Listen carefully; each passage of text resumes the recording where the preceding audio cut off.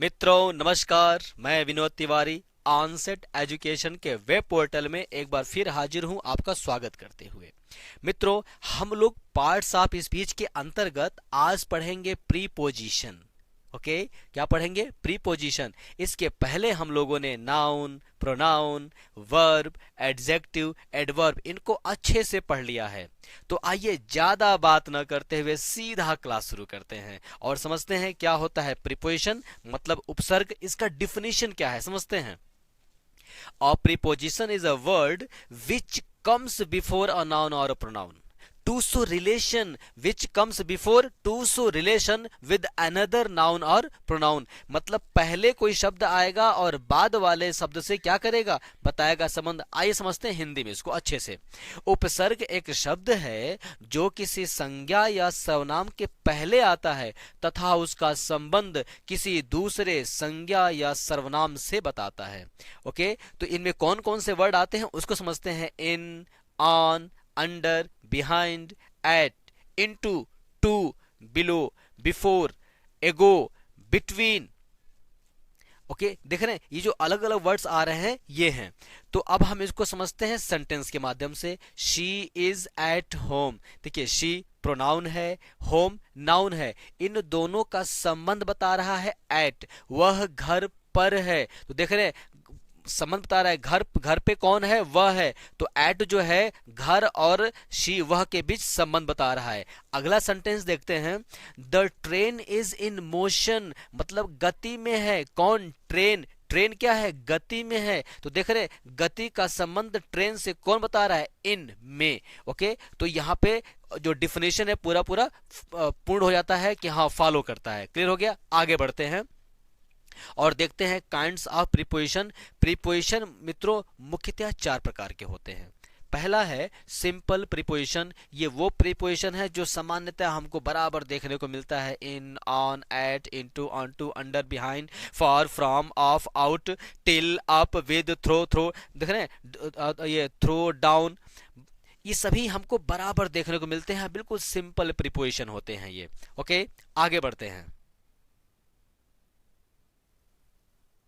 Number दूसरा है compound preposition. ये क्या होते हैं? देखिए, ये प्रीपोजिशन दो या दो से अधिक प्रीपोजिशन आपस में मिल करके बनाते हैं। ये दो होंगे प्रीपोजिशन। देखिए, एक है विद, दूसरा है आउट। इन दोनों को जब हम ऐड कर दे रहे हैं तो हो जा रहा है विदाउट, और विदाउट एक नया प्रीपोजिशन है। ओके, इन एक अलग प्रीपोजिशन, साइड एक अलग प्रीपोजिशन, दोनों को ऐड किया बन गया इनसाइड। इस तरीके से कुछ और प्रीपोजिशन है।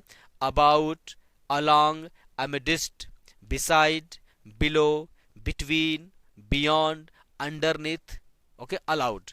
ये कुछ है जो कंपाउंड प्रीपोजिशन के एग्जाम्पल हैं। आगे बढ़ते हैं और नेक्स्ट देखते हैं।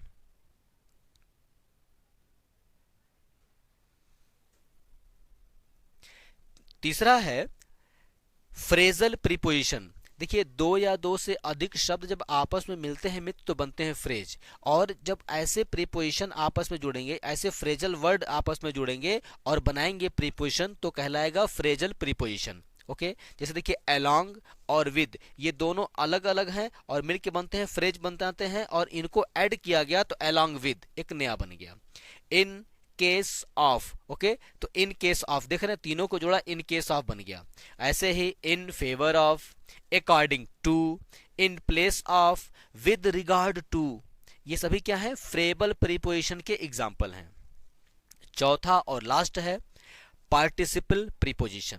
जब वाक्य में प्रेजेंट पार्टिसिपल का प्रयोग बिना संज्ञा या सर्वनाम के होता है तो वह जो पार्टिसिपल है प्रीपोजिशन का काम करता है। देखिए, पार्टिसिपल क्या होता है ये हम आगे क्लास में जरूर दिखाएंगे आपको। ओके, देखिए, concerning, pending, regarding, okay, considering, touching, ये सभी पार्टिसिपल के एग्जाम्पल हैं।